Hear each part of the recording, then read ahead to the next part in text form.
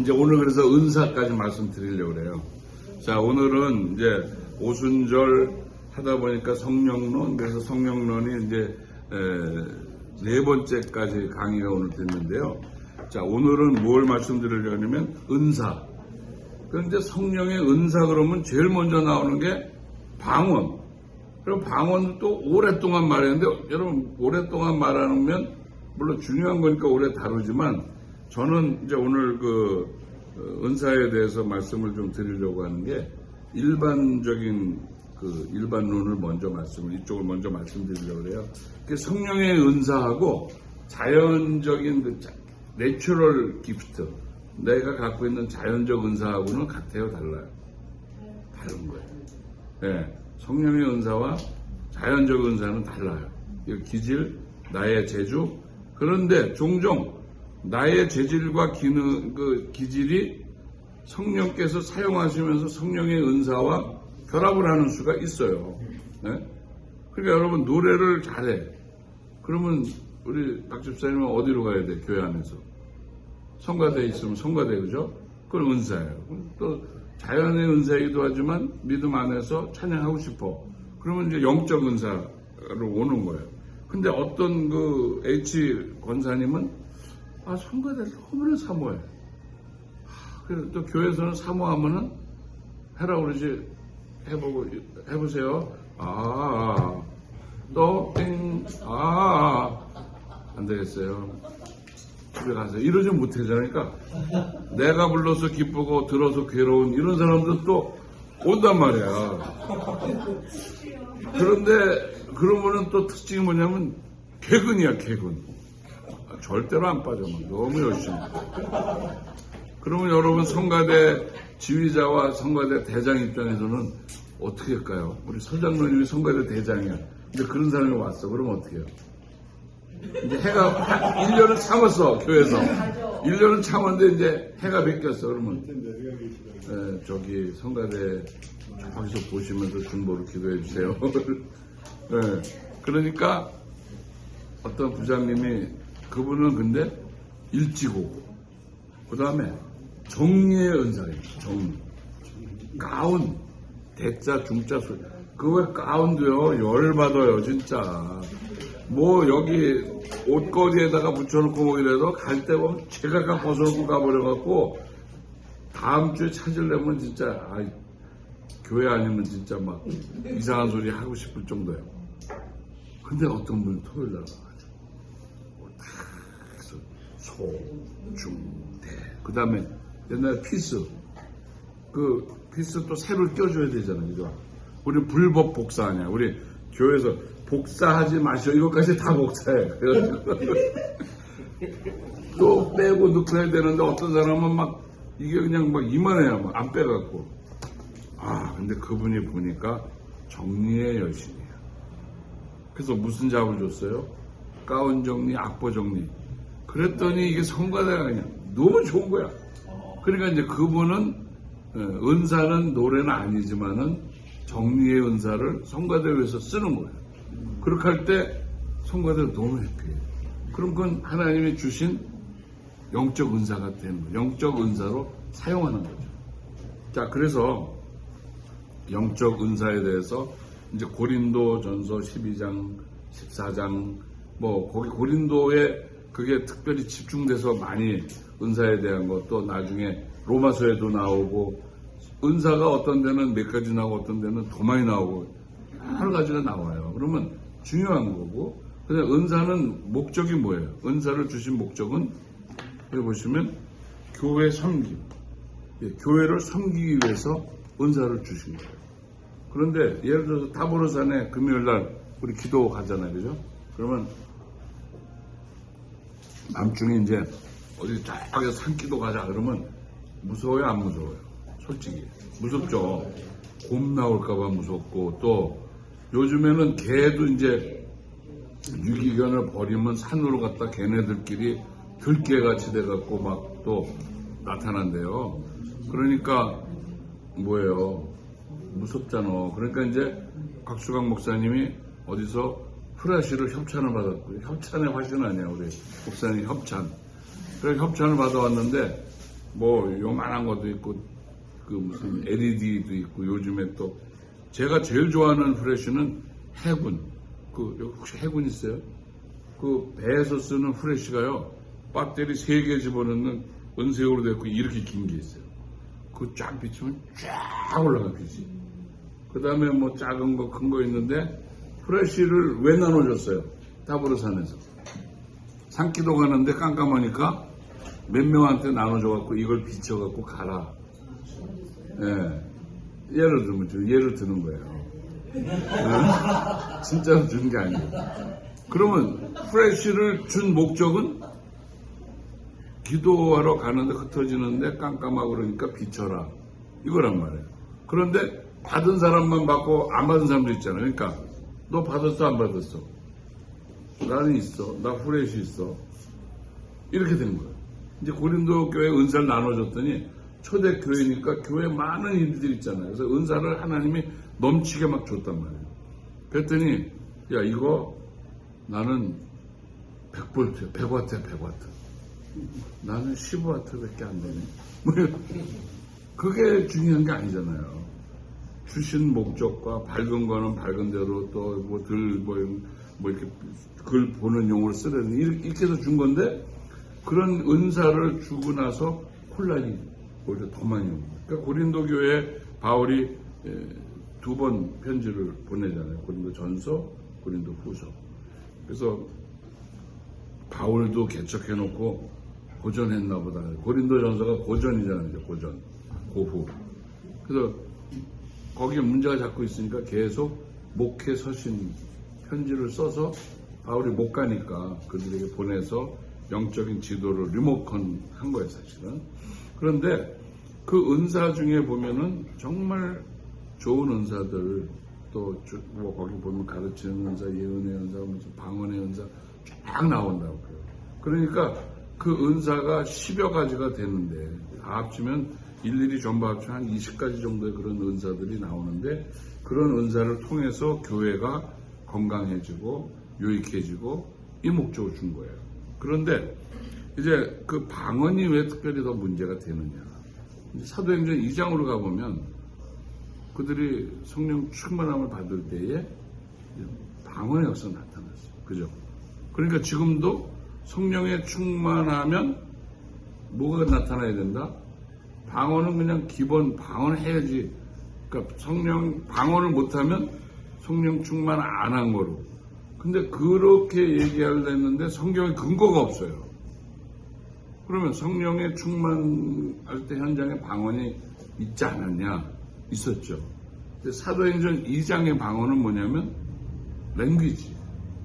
거기 15개 다른 나라 이름이 나오거든요. 근데 그 사람들이 깜짝 놀란 게 방언으로 하면서 제자들이 막 뭐라고 말하는데 갈릴리 바깥을 벗어나가 본 일이 없는, 유학도 안 가본 사람인데 어떻게 카파도기아 말을 하고 어떻게 그리스 말을 하고, 바울은 그걸 배웠잖아요. 그러니까 그리스 말을 했어요. 그때 헬라어를. 그러니까 그때 임한 그 방언은 랭귀지, 외국어. 그래서 난 곳 방언으로 알아듣는. 하나님의 그 여러 다른 이방 민족까지 왔을 때에 방언을 주신 목적이 뭐겠어요? 여러분 우리 어디 사찰 같은 데 가가지고 한번 얘네는 어떻게 나 그러고 가봤더니 어떻게 해요? 죽을 것 같으죠? 2시간 동안 법회를 해. 근데 알아요, 몰라요? 마바냐 바라밀다 뭐. 그래서 제가 그 책을 샀어요. 반야심경을. 그래서 이제 뭔지 잘라주질 않는 거예요. 마바냐 그러면 여기까지는 마하 바냐는 요건데 요거 뜻이고, 이거가 좀 분리돼서 해석돼야 되잖아요. 근데 일반인은 도대체 모르겠더라고요. 근데 성경이 초대교회 그 중요한 사건 속에 성령이 임해가지고 충만한 제자들이 막 말하는데 뭘 말했겠어요? 복음을 말했겠죠. 그런데 거기 온 사람들이 못 알아들으면 해나만 하죠. 그러니까 하나님께서 그때는 각각의 나라의 말로, 그것도 너무 신기한 거 아니에요? 제가 갑자기 무슨 와일리 말도 하고 아프리카 말도 하고 마태는 또 뭐 무슨 어디 말을 하고, 오, 이거 그 사람들도 놀란 거예요. 이 사람들은 학문이 없는 사람들이 아니었냐. 그런데 어떻게 이렇게 온갖 언어를 이 사람들 구사하니? 자기네도 놀래고 그 사람도 놀랐어. 그런데 오늘 그 제가 요걸 이제 준비하면서 이렇게 저기를 보니까 하나님의 그런 목적이 있었단 말이에요. 근데 초대의 그 교회의 초기에 방언의 역사가 나타날 때에 반드시 유대인들이 있는 곳에만 나타나요. 유대인들이 있는 곳에 성령의 역사가 나타날 때 방언이 나타나요. 그런데 나중에 고린도 저쪽에 가서 저기 사마리아의 복음이 전해졌다고 그럴 때 거기에 유대인들이 없었거든요. 거기 성령이 임했는데 사마리아 사람들이 성령을 받았다는 기록은 나오는데 방언을 했다는 기록은 거의 없어요. 그래서 하나님께서 그 이방인들과 다른 헬라인들과 이런 사람들이 모였을 때에 왜 방언으로 그들도 깨닫게 그들이 있을 때 그렇게 유대인들이 꼭 있을 때 그렇게 하셨을까? 유대인들은 복음이 누구 거예요? 자기네 거예요. 하나님의 법, 토라, 율법과 선지가 이스라엘 백성들을 위해서만 있는 걸로 알았단 말이에요. 근데 하나님이 또 그렇게 했어요. 실제로는. 그들에게 일차적으로 맡겼죠. 그런데 이제 바꿨어. 하나님이 마음을 좀 바꾸신 게 뭐냐면 이제는 열방을 향해서 내가 나의 말을 전해야겠다. 열방을 내가 구원하리라. 그러니까 외국인들도 알아들어야 되잖아요. 첫째 기본적으로는 방언은 첫 번째 임했던 거는 이제 외래어 방언이었어요. 그런 거이면 얼마나 좋을까. 양주는 한 5개쯤 더 오면 양주는 지금 3개 하니까 막 8개 국어 하는 거 아니야, 이제. 근데 그 후에 나타난 방언은 이제 heavenly tongue 혹은 heavenly language라고 해갖고 하늘의 방언이라고 말하는 그 이유는 뭐예요? 지금 방언을 하는 사람도 듣는 사람도 몰라 방언이에요. 몰라. 예. 그러면 하는 사람은 알아야 되지 않나? 여러분, 저는 이제 우리 교회의 방향과 오늘 다른 말 하진 않아요. 그런데 저는 좀 더 객관적인 입장에서의 클래스에서 하는 얘기를 좀 먼저 하는 거예요. 왜냐하면 쭉 뒤져보니까 바울도 나는 방언한다. 내가 다른 것보다도 더 나는 방언하는 게 좋다. 그런데 방언은 누구를 위해서? 신자를 위해서가 아니라 불신자들을 위해서. 예언은 불신자를 위해서가 아니라 신자를 위해서 있다. 그런 말을 했고요. 그 다음에 뒤에 가보면 다 방언을 하면은 통역은 누가 하니? 그 다음에 밖에서 볼 때 모든 사람이 못 알아듣는 말 하면은 이 집단이 정신 차린 집단이라고 여기겠니? 정신이 좀 이상한 사람들 여기겠니? 그 다음에 또 더 중요한 말은 바울은 많은 모르는 말 만마디의 방언보다 깨달은 말씀 5마디가 더 초신자나 이런 교회 공동체에 더 유익이 있다. 그래서 방언을 권장하되 방언의 조건은 공적인 데서 하기보다는 하나님께 내가 기도하고 싶을 때 또 어떤 특별한 통변자가 있을 때, 그러니까 내가 하는 말이 아는 방언이면 괜찮아요. 왜? 또 뭐라고 기도했는데 그러면 하나님이 우리나라가 앞으로. 근데 통변하는 사람들이 굉장히 이렇게 두리뭉실한 통변이 그 방언이 이제 모르는 말을 하는 거는 조금 이제 생각을 해봐야 돼요. 그리고 성경대로라면 2-3명의 방언자가 있을 때에 주변에 그 방언을 통역하는 사람이 있다면 그 사람이 방언을 하게 하고 그다음 통역하고 방언을 이렇게 해라. 그 다음에 또 다른 사람이 있으면 혼자만 하지 말고 이렇게 또 넘겨서 이렇게 해라. 2-3명 다불과 이제 뭐 2명이나 더 많이 그런 뜻이거든요. 다불과라는 말이. 그래서 그렇게 하는데 모르는 말, 나도 모르는 말은 좀 금해요. 근데 이제 우리가 방언으로 할 때 좋은 점은 기도를 오래 할 수. 근데 기도가 여러분 오래 뭐 5분밖에 하다가 아무것도 더 뒤가 없는 분들, 뭐 10분 동안 어떻게 기도해? 이런 분들 꽤 많이 있어요. 그러니까 내가 1시간이고 2시간이고, 근데 1시간, 2시간 여러분의 언어로 얼마든지 할 수 있어요. 근데 방언을 하면 시간 가는 줄 모른다. 이제 그런 거는 뭐 어디서 온 거를 하는 건지, 누가 준 랭귀지를 하는 건지, 이런 거에 대해서 분별이 필요해요. 그래서 성경은 분명히 내가 모르는 말을 하는 거에 대해서는 될 수 있으면 하지 마라. 무슨 소리인지 모르는 말을 내가 하면 안 되죠. 그러면 내가 정신이 있는데 여기서 다른 게 나오면 무슨 현상이에요? 조현 현상이 거의 가까운 거예요. 그죠? 그럼 거의 그런 현상이 가깝게 들어간 거예요. 그 다음에 공적인 데보다는 개인적으로, 그리고 방언을 통해서 하나님께 영광을 돌리고 또 복음이 전파되는 이런 유익에는 사용하지만은 그게 나중에 공동체에 문제가 됐어. 그래서 어떤 교회는 방언파, 안 방언파, 방언 더 영적 계급, 장교, 방언 못하면 하사관, 그런 거 아니잖아요. 근데 그렇게 마치 그래가지고 성경에 어디를 봐도 방언이 영적 성숙의 근거로서 주어지는 게 없고, 그 다음에 과거 우리 교회 역사 속에 너무나 위대하고 훌륭하신 분들이 성령의 충만도 정말 평생 유지했던 이런 분들이 방언 전혀 요만큼도 하신 적이 없는 그런 위대한 우리 신앙의 선배들도 계시거든요. 그러면 우리가 이제 성경에서부터 이거 풀어나가는 거죠. 그러면 방언을 했을 때 또 실제로 방언을 해서 그것이 유익이 됐던 사람들은 방언을 하는데, 이제 이런 입장이어서는 안 된다는 거죠. 우리가 공적으로 하다가 우리 기도합시다 하다가 갑자기 뭐를 업그레이드 레벨로 올라갈 때, 자 우리 방언으로 기도합시다 그러면 방언 안 하는 사람은 어떻게 되는 거예요? 가만히 있으라는 거예요? 아니면 방언하는 사람들의 방언 소리를 들으면 우리도 뭐 좋아지나요? 그게 이제 조금 위험한 부분이 있는 거예요. 그래서 통변자가 있을 때 방언하는 거, 그 다음에 내가 하는 방언이 무슨 방언을, 지금 우리나라가 뭐 저 위에서 뭐 천내로 올라오는지 뭐 이런, 그런 거 하나님이 예언과 하나님의 자녀들에게 하나님의 하늘의 비밀을 가르쳐 주세요.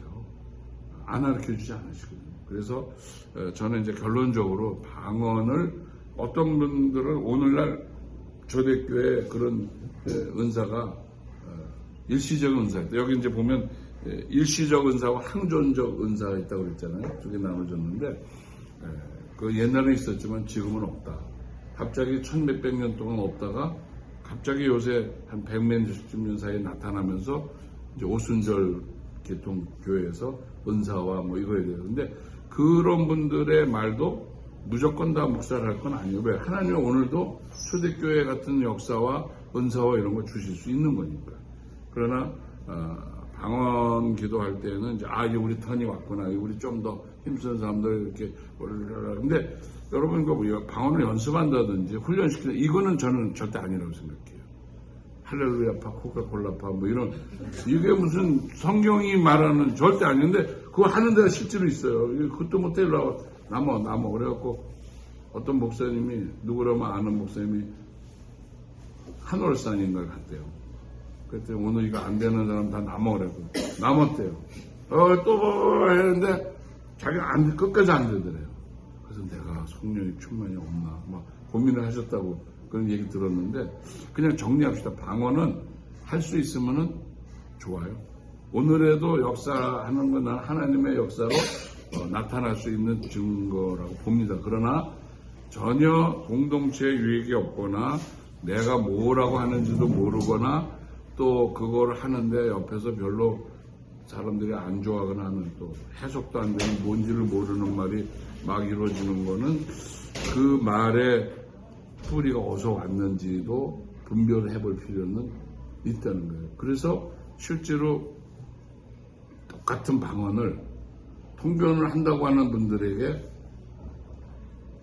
부탁을 드려봤어요.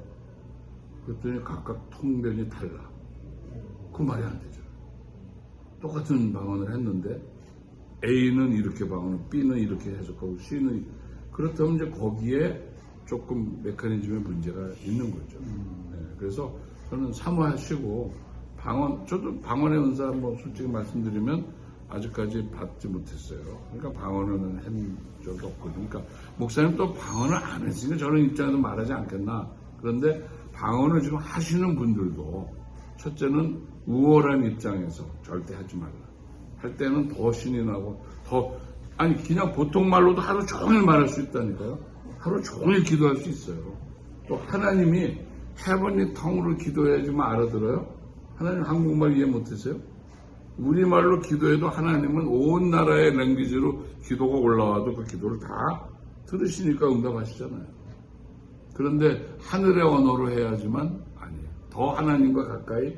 그러면 뭐 파일럿가 신앙 더 좋게 맨날 10,000피트 상공에서 기도도 거기에 높은 데 가서 하니까 더 빨리 가요? 이건 다 우리가 3차원적인 타임 센스를 갖고 이해하는 거예요. 그래서 너무 중요한 건 뭐냐면 그 외에 수없이 많은 은사들이 있는데 그거는 다 어디 갔어요? 그리고 그것이 지금도 존재하는데 그런 은사를 가진 분들의 은사가 존중받아요. 네. 그리고 교회 안에서 그런 은사는 각 사람에게 성경은 예외 없이 줬다 했으니까 나 은사 없어요. 나만 안 줘. 하나님은 나만 미워하나 봐. 그게 아니에요. 하나님은 각 사람에게 줬는데 은사가 내가 뭐가 은사가 왔는지 모르는 사람도 있고 또 그 은사를 어떤 의미에서 약간 개발해서 사용하는 그런 또 은사가 나를 그 은사를 갖고 내가 받은 은사를 써야 되는데 뭐 쓰지 않기 때문에 은사가 뭔지 구분이 안 되는 사람들. 그래서 자기 은사 개발, MBTI 하는 것처럼 은사를 개발하는 그런 세미나도 있어요. 네트워크 컨퍼런스라고 해갖고 그런 패키지 같은 것도 있는데 오늘 우리가 제일 중요한 거는 성령의 오심. 오순절에서 성령이 오시겠다고 그랬는데 오셨잖아요. 역사 속에 여기까지 이제 일어난 일이라고 그랬죠. 그 다음에 그 오심이 우리 개인에게 찾아오실 때에는 은밀한 사역으로서 우리가 성령을 이렇게 받아들일 때 그러나 내 안에 내주하시고 인치시고 나를 교회되게 하신 것이 성령님의 은사요 선물이다. 그 다음에 그 성령님은 가끔 우리가 전화기가 다 됐을 때처럼 배터리 충전하는 것처럼 충전해 주시는 그런 면에서의 성령 세례라고 그럴까 하는 그런 부분이 우리에게 있다. 그건 약간 일방적으로 오는 거죠. 그러나 이제 이거보다 좀 더 사역적인 측면에서 볼 때 성령의 충만. 이거는 정말 역사 속에 어떤 사건이 일어날 때 뭐 이런 하나님의 특별하신 간섭과 이런 거에 오늘날도 간헐적으로 나타나는데 그러나 성경이 우리에게 요구하시는 성령의 충만은 뭐냐면 내가 말씀 묵상하고 그 말씀 앞에 순종하고 성령님의 음성을 들으려고 그러고 성령과 함께 가려고 그러고 성령 생각이 내 생각 이런 경지에까지 가면 그 사람이 바로 성령의 충만한 사람. 내가 성령 충만한 삶을 못 사는 이유는 하나님의 충만을 나에게 씌우지 않아서가 아니고 내가 성령 충만을 못할 요소를 갖고 있고 내가 순종하고 협조 안 하기 때문에 성령 충만이 안 되는 수도 있고 그러면 나는 도대체 교회 어렸을 때 다니고 성령 내주하시는데 전혀 뭐 성령이 역사하시는 증거도 없고 내 안에 들어오신 성령님은 그냥 낮잠 주무시는 역사 전혀 안 하시는 성령님이신가? 이런 분들은 뭐를 염려해 봐야 되냐면 내가 성령을 혹시 소멸했나? 성령이 소멸되는 경우가 있어요. 그 뭐냐면 그거는 여기서 나가시는 건 아닌 것 같아요. 그런데 전혀 역사를 할 수가 없어요. 왜 지금 여기 환경이 여기부터 정리해 놓고 역사를 해야지 이게 안에가 정리가 너무 안 돼. 전혀 안 됐어. 그러면 그거를 내가 성령을 소멸시키는 거예요. 성령이 도무지 일하실 수 없게 환경을 만드는 경우에 우리는 성령이 정말 아무 역사도 안 하는 수가 있지만 정말 조금이라도 한 발이라도 내가 말씀을 읽고 받아들이고 깨닫고 적용하고 이렇게 하면 성령께서 우리와 동역하세요. 그래서 우리는 점점 성령을 닮아가는 사람이 되고 성령의 그 다음에 이제 열매를 맺어요. 그래서 그 열매가 우리의 성령 충만의 근거가 돼야지 무슨 뭐 신유 또 그런 거 왜냐면 좀 볼륨이 세잖아요. 뭔가 화끈하잖아요. 근데 그거는 모두에게 꼭 그렇게 임하는 건 아니라고 생각하고 여러분 재미있는 것도요 너무 웃겨. 그래갖고 막 웃었어요. 좋잖아요. 웃기는 얘기 들으면 너무 좋잖아요. 근데 3시간 동안 웃겨. 그러면 어떻게 돼요? 병원 가야 돼. 이게 뭐 어디가 끊어질 것 같아. 너무 아파갖고 눈물 나고 막 이러는데 또 막 계속 웃겨. 그러면 이제 쓰러지는 거예요. 그러니까 성령이 여러분 임하시면 내가 어떻게 거부할 수 없는 상황이 올 수도 있어요. 그러나 그런 것들은 어떤 사건적이거나 간헐적이거나 단회적이거나 이렇지 사람은 그렇게 계속 하면은 오히려 건강한 신체와 영혼의 상태를 유지하기가 더 어려운 것 같아요. 저 경험적으로 볼 때. 그래서 여러분 이제 성령님과 그럼 이제 새로운 교제를 이제 시작을 해야 돼요. 어떻게, 어디서부터? 말씀을 통해서 같이 교제하면 성령께서 여러분과 친화하는 길을 여러 가지로 안내하시고